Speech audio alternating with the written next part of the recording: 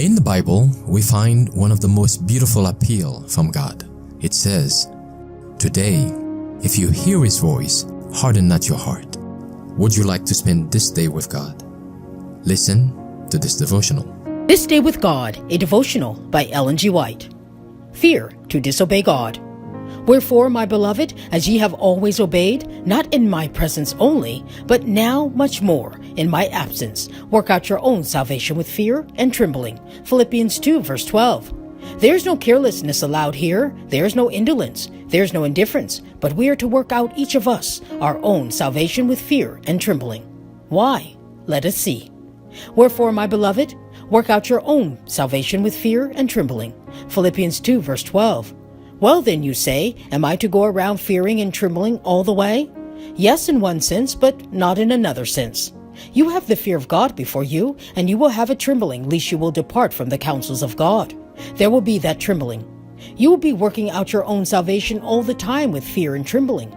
Does it rest here? No. Let us hear how the divine power comes in.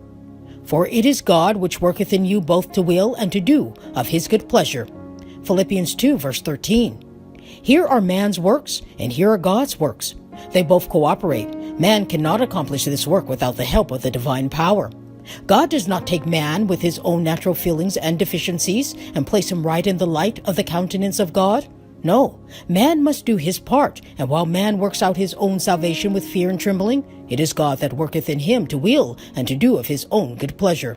With these two combined powers, man will be victorious and receive a crown of life at last. He stands in view of the haven of bliss and that eternal weight of glory before him, and he fears lest he will lose it, lest a promise being left, he shall come short of it. He cannot afford to lose it. He wants that haven of bliss and strains every energy of his being to secure it. He taxes his ability to the utmost. He puts to the stretch every spiritual nerve and muscle that he may be a successful overcomer in this work and that he may obtain the precious boon of eternal life. When the world sees that we have an intensity of desire, some object that is out of sight, which by faith is to us a living reality, then it puts an incentive to investigate, and they see that there is certainly something worth having, for they see that this faith has made a wonderful change in our life and character.